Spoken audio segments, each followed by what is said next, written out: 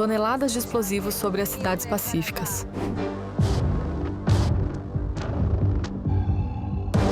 Bombardeios de hospitais, escolas e casas sob o disfarce de alvos militares.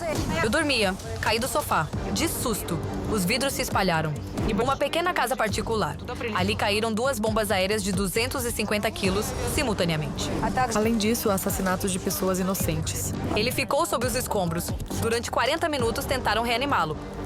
Como o exército russo disfarça o terror de bombardeios contra civis como conquistas de objetivos militares, assista na reportagem especial Golpes Guiados, a escala do uso de bombas aéreas na guerra da Rússia contra a Ucrânia.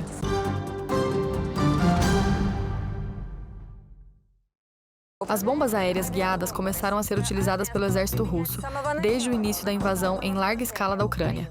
Pela quantidade de explosivos que contém, são um dos tipos de armamentos mais destrutivos do exército russo. Muitas vezes, até mesmo os mísseis ficam atrás delas em termos de potência.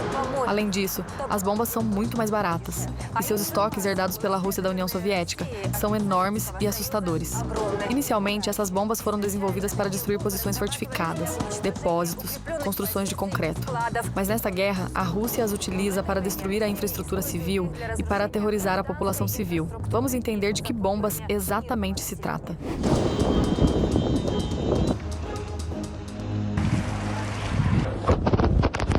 Nem todas as bombas aéreas que a Rússia utiliza contra a Ucrânia são guiadas. Este é um tipo específico de armamento, equipado com orientação a laser ou por televisão.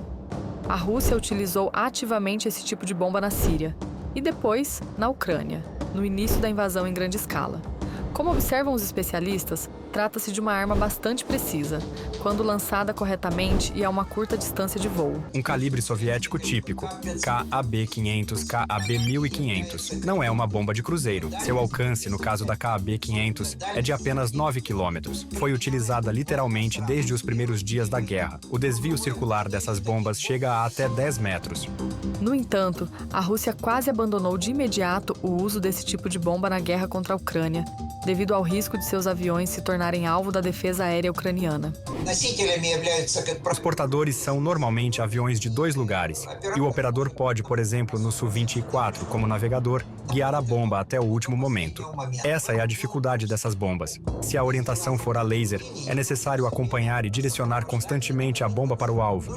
Há também um modo automático, mas ainda assim é preciso monitorar o processo. Se falarmos do início da invasão em grande escala, primeiro eles tinham a seguinte tática. Entravam tranquilamente no território da Ucrânia e lançavam bombas diretamente sobre as cidades. Por exemplo, sobrevoavam Chernihiv e lançavam bombas das aeronaves. Mas após a libertação dos territórios das regiões de Chernihiv e Sumi no final de março, início de abril de 2022, a tática deles mudou. Fortalecemos nossa defesa antiaérea e agora os russos não podem bombardear nosso território tão facilmente. Em resposta, eles passaram a usar uma nova tecnologia chamada Módulo Unificado de Planejamento e Correção. Essencialmente, são as asas que eles anexam a uma bomba aérea comum. Assim, a Rússia começou a utilizar seus enormes estoques de bombas aéreas de alto explosivo, remanescentes da época da União Soviética e armazenados por muito tempo em depósitos. As próprias bombas tornaram-se mais precisas, graças à instalação de sistemas de navegação. E com as asas acopladas, aumentou-se o alcance de voo. Agora, elas são capazes de atingir alvos longe da linha de frente. Além disso, a aviação russa pode lançá-las sem entrar no espaço aéreo da Ucrânia, a partir do próprio território da Rússia ou de áreas temporariamente ocupadas. É utilizada uma bomba aérea comum de alto explosivo. Aqui chamamos de Chugunka. Elas permanecem inalteradas desde a Segunda Guerra Mundial. Uma peça enorme, com hélice, detonador na frente, é uma bomba de queda livre, ou seja, não guiada. A ela é acoplado um dispositivo de planejamento e correção. Trata-se de uma espécie de planador com sistema de orientação ou sistema inercial. Em todos os casos, trata-se de munições muito mais baratas do que mísseis ar-terra. E se considerarmos a quantidade de explosivo que carregam, a proporção de explosivo em relação ao peso total da bomba é muito maior. 50% é explosivo, enquanto em um míssil essa proporção proporção é de 25 a 30%. Por isso, a Rússia, visando causar o máximo de dano, procura utilizar métodos de ataque o mais baratos possível, que ao mesmo tempo transportem a maior quantidade de explosivo. A menor das bombas aéreas de alto explosivo, às quais são acoplados os módulos unificados de planejamento e correção, é a FAB 250. Ela contém cerca de 100 kg de explosivo.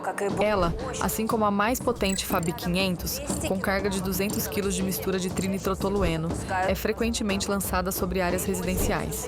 As de maior poder destrutivo são a FAB 1500, com 1 tonelada de explosivo, e a FAB 3000, que contém 1,5 toneladas de material explosivo. De acordo com a pesquisa Caos Guiado, realizada pela organização civil Truth Hounds, com base em fontes abertas, até recentemente a aviação russa utilizava essas bombas apenas a até 10 quilômetros da linha de frente. No entanto, atualmente, a FAB 500 com módulos de planejamento e correção é capaz de atingir até Kharkiv, e os lançamentos são realizados a partir do território da Rússia. Conforme destacado na pesquisa, o espaço operacional do norte da Ucrânia é controlado a partir de vários aeródromos russos. Em particular, os Su-34 estão baseados em Baltimore, Voronezh, Buturlinovka, região de Voronezh, e Lipetsk, região de Lipetsk. Desde setembro de 2024, a mídia russa começou a publicar fotos da versão modernizada do UMPK. Graças ao aumento do comprimento do módulo e à melhoria da aerodinâmica, a nova modificação permite que as bombas aéreas percorram até 80 quilômetros. Este é o chamado Cemitério de Munições, o maior da Ucrânia. Aqui estão reunidos mais de 2.000 fragmentos de munições usadas pela Rússia para atacar Kharkiv e a região desde o início da invasão em grande escala. Atualmente, estamos no local de armazenamento das provas materiais. São destroços de mísseis, munições, bombas aéreas, munições de voo sustentado que foram usadas nos ataques a Kharkiv.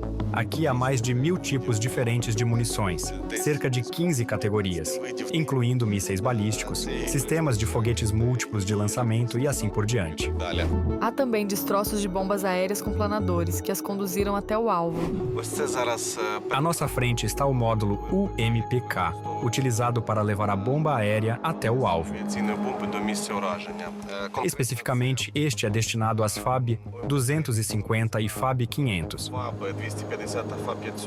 À direita, há uma FAB 500 já desativada. Trata-se de uma bomba aérea de queda livre soviética, que os russos modernizam instalando um módulo UMPK com asas. Após o lançamento, as asas se abrem, permitindo que a bomba percorra até 100 quilômetros.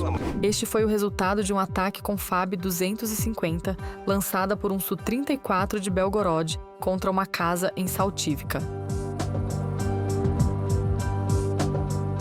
Na ocasião, 40 pessoas ficaram feridas. Uma mulher idosa morreu. Ela morava no último andar. Os impactos são acompanhados por destruição significativa e incêndios em grande escala. Muitos atingem áreas residenciais, causando o colapso de andares e moradias. Infelizmente, houve casos em que pessoas morreram sob os escombros de construções de concreto, pois a onda de choque desses impactos é devastadora. O jornalista militar alemão Julian Höpke, analista do Bild, sentiu pessoalmente a onda de choque de uma bomba de 500 quilos enquanto estava hospedado em uma área residencial de Kharkiv. Eu senti isso pessoalmente em Kharkiv quando estive lá. Não sabemos ao certo qual era o alvo. Talvez uma fábrica próxima. Não temos ideia.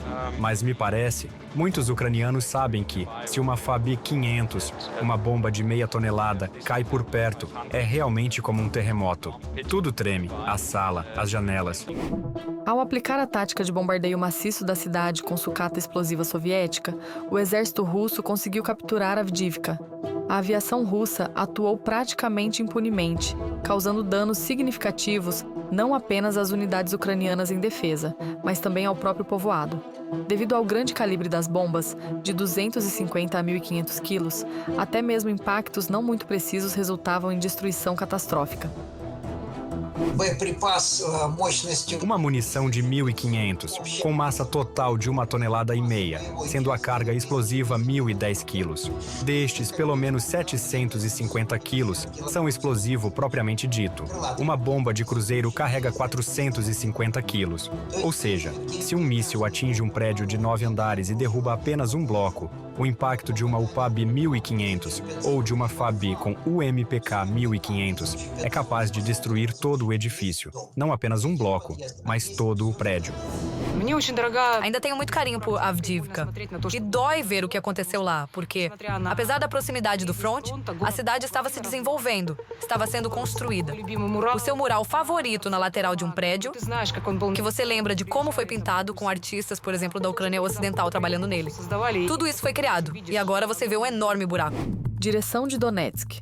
Tentativa das tropas russas de cercar Pokrovsk, utilizando a mesma tática de terra queimada. Bombardeios com todos os tipos de armamentos, incluindo bombas aéreas guiadas, atingem tanto cidades quanto áreas rurais. Em 16 de julho, Anastasia Rokitna, voluntária e correspondente de guerra do RBK Ucrânia, testemunhou a chegada de uma bomba de 0,5 tonelada com UMPK em Dobropilha. A partir de 25 de julho, uma evacuação obrigatória começou na cidade.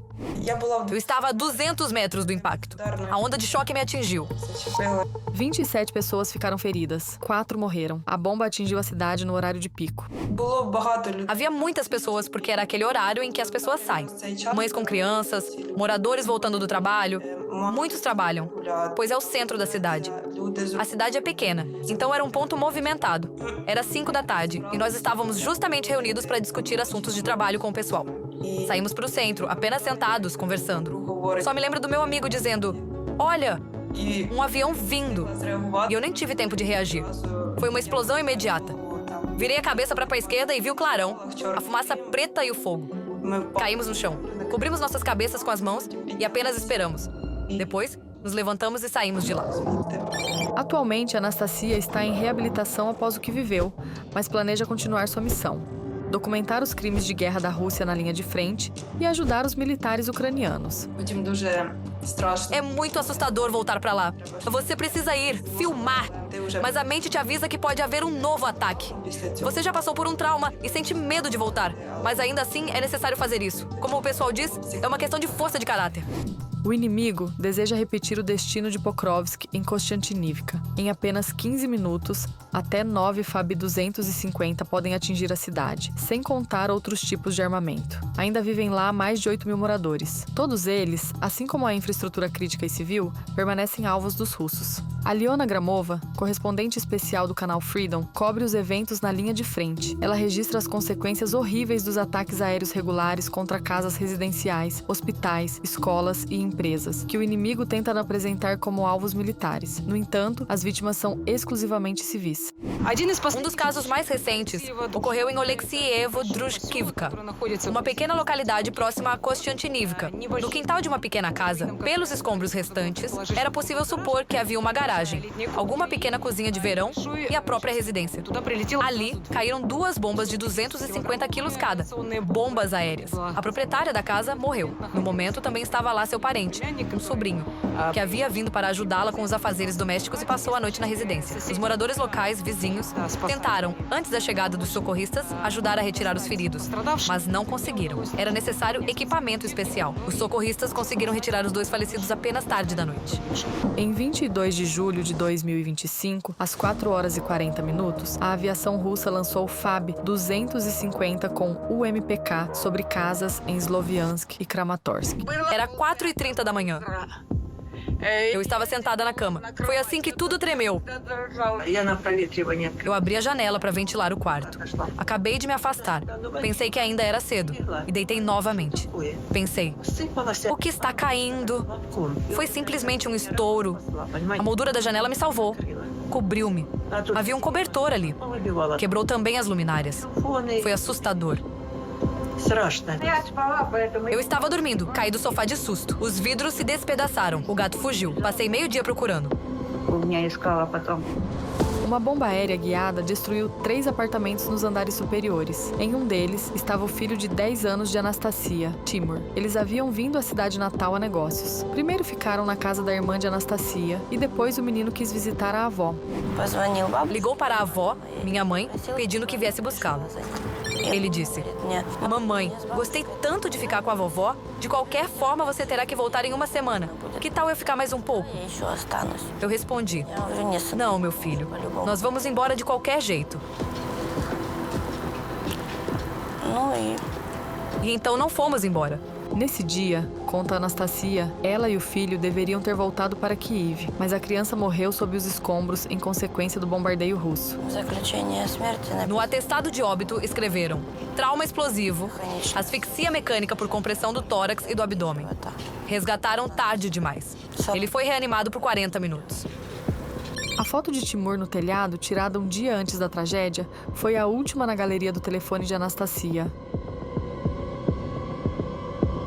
2 anos antes, o pai de Timur morreu.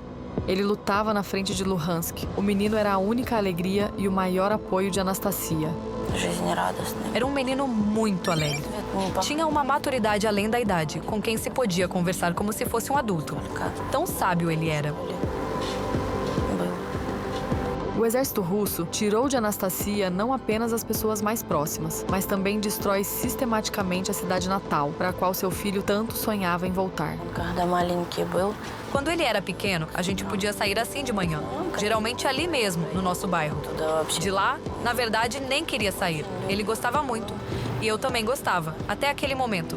Ele pensava em voltar para casa. Ao terror contra a população civil e à tática de destruição total da infraestrutura civil por parte dos ocupantes russos, não há fim. O exército da Rússia utiliza cada vez mais novas modificações de munições guiadas contra localidades pacíficas. Março de 2024. A aviação russa lança pela primeira vez sobre Kharkiv bombas planadoras russas, mais precisamente projéteis, o MPB D-30SN, munições planadoras interforças unificadas. Um caiu próximo ao Instituto de Cirurgia de Urgência, outro atingiu uma área residencial. 19 pessoas ficaram feridas, entre elas 4 crianças. Um homem de 70 anos morreu. Trata-se de um híbrido entre bomba e projétil de sistemas de foguetes múltiplos. O que o diferencia de um projétil comum são as asas. Enquanto um projétil voa apenas como um foguete, este pode percorrer uma distância maior graças ao planejamento a partir da altitude. Trata-se essencialmente de um mecanismo único dessa bomba. A massa de explosivo é de cerca de 100 quilos. O recheio desta UMPB é muito semelhante ao da FAB 250, os mesmos 100 quilos, mas a distância de voo foi aprimorada. O perigo está no fato de que, entende? Não faz sentido tentar interceptar ou abater esses projéteis. Não é um míssil de cruzeiro, nem um míssil aerobalístico ou balístico. Trata-se essencialmente de um análogo barato de míssil de cruzeiro, mas sem motor. É, de certa forma, a melhor bomba aérea sem o MPK, ou seja, ela já possui suas próprias asas. E outro problema é que ela voa um pouco mais longe do que, por exemplo, uma FAB com um MPK. Se esta voa cerca de 75 km, a UMPB consegue mais de 100 km. O uso mais cínico dessa munição ocorreu 2 meses depois. A aviação russa atacou um hipermercado de construção, em um sábado, quando a loja estava lotada de pessoas. Naquele ataque, 19 pessoas morreram e mais de 50 ficaram feridas. Me conte, por favor, durante o seu tempo de trabalho no epicentro, você foi testemunha de que havia algum equipamento militar ou militares aqui? Nunca houve nada disso aqui. Não atingindo objetivos militares na linha de frente, Putin conduz uma guerra contra sua população civil, tentando levar as pessoas ao desespero total e forçá-las a aceitar qualquer coisa, apenas para parar o massacre. Os ocupantes russos contam com o fato de que os cidadãos da Ucrânia começarão a pressionar o governo, chegando até a atos de sabotagem. Bombas guiadas contra a infraestrutura civil não são tanto uma guerra contra as forças armadas da Ucrânia, mas sim um terror destinado a esgotar a população civil. No seu relatório, Caos Controlado, como as bombas aéreas russas destroem civis e infraestrutura, os ouvintes do Truth Hounds encontraram mais uma confirmação do terror russo contra sua população civil da Ucrânia. A análise de dados e os testemunhos de civis mostraram que os militares russos utilizam ativamente vários tipos de bombas aéreas guiadas com um raio de erro superior a 200 metros, o que resulta em destruição em larga escala da infraestrutura civil e em numerosas vítimas humanas.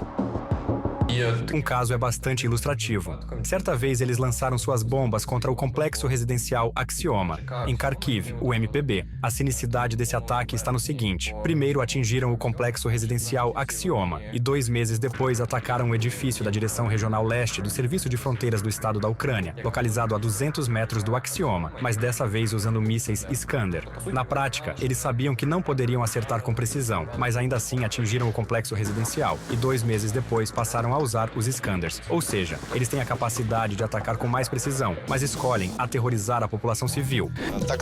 A tática dos russos é intimidar e aterrorizar a população local.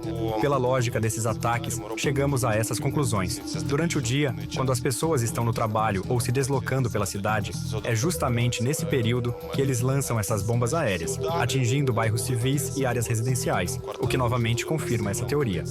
O inimigo cada vez mais lança bombas aéreas em regiões de retaguarda. Aqui está um dos ataques recentes à estação de ônibus em Zaporíjia. Ela foi destruída em 70% e 19 pessoas ficaram feridas. E mesmo se eles quiserem atingir algum alvo na cidade que, formalmente, pareça legal, por exemplo, uma produção de armamentos ou alguma oficina, quando você usa para isso uma arma que, por definição, não é de alta precisão, que pode acertar 100 metros para cá ou 250 metros para lá, isso constitui uma violação das regras internacionais de guerra. Acertou uma vez em 5 ou em 10, foi excelente. Não acertou? Acertou o hospital ao lado, ou uma residência, ou simplesmente a via pública, onde passageiros de ônibus podem se ferir. E isso nem os preocupa. Eles dizem, sim, talvez a maioria das nossas bombas, digamos 75%, caia 100 ou 200 metros à esquerda ou à direita. Isso é normal para eles, desde que 25% atinjam o alvo. Afinal, ao contrário da Força Aérea da Ucrânia, os russos não têm falta de aviões, de aeródromos para lançamento ou de bombas. Isso é um problema sério. Para enfrentar o terror das bombas, a defesa aérea ucraniana precisa ser fortalecida. Antes de tudo, é preciso destruir os aviões, pois é nisso que estão concentradas as forças de defesa. Se derrubarmos cada bomba aérea direcionada a Kharkiv, e isso são dezenas ou até centenas de bombas semanalmente, o estoque de mísseis de defesa aérea se esgotará rapidamente. A principal dificuldade está nos meios de radar e nos mísseis de alcance adequado, que possam destruir tais alvos. Bem, não podemos, por exemplo, instalar um sistema na região de Lviv ou em Zakarpattia e esperar que ele funcione de forma eficaz a essa distância. Isso sempre representa um risco, e o problema principal muitas vezes não está na tecnologia, mas nas tripulações. Pode-se brincar dizendo que para fabricar a tecnologia, você precisa de 1 mês, mas para gerar um ser humano, são necessários 9 meses. O mais valioso são as pessoas. Antes de tudo, os especialistas altamente qualificados e treinados. As toneladas de destroços de bombas, módulos de navegação e projéteis russos coletados no campo de treinamento de Kharkiv são apenas uma pequena parte das provas que as autoridades ucranianas estão preparando para futuras investigações internacionais. Exemplos como este existem aos milhares por toda a Ucrânia.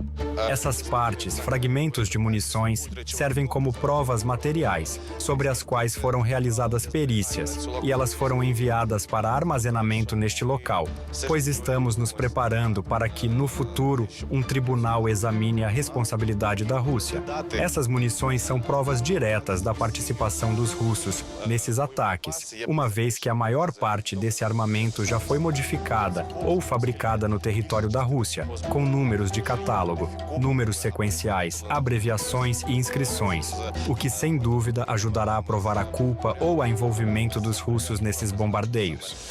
Para provar a culpa, não apenas dos executores, os pilotos dos bombardeiros e os caças que os acompanhavam, mas também dos altos oficiais militares que deram as ordens para matar civis e destruir cidades e vilarejos. Organizações independentes de direitos humanos também estão se envolvendo nas investigações.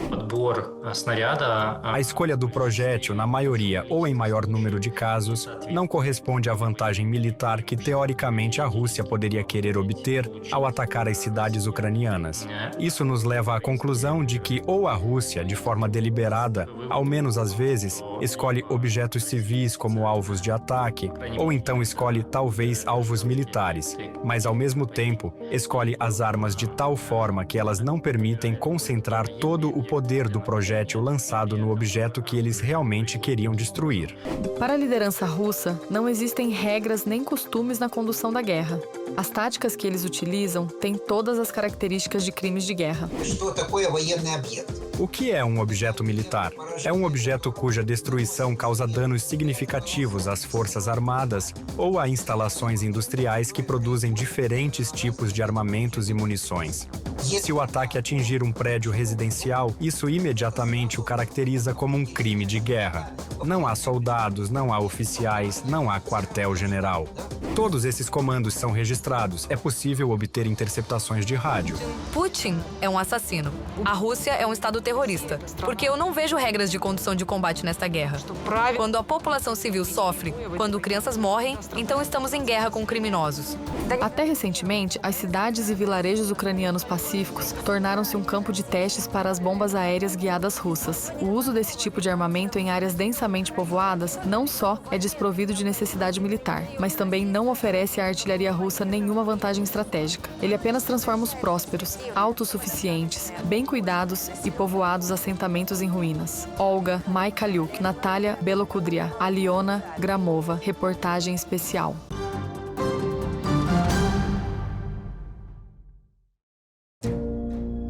Inscreva-se no nosso canal UATV Português e mantenha-se atualizado com os eventos mais importantes, as principais notícias da Ucrânia e do mundo, análises profundas, reportagens exclusivas e entrevistas. Tudo ao alcance da sua mão em nosso canal. Junte-se à nossa comunidade de espectadores e mantenha-se conectado.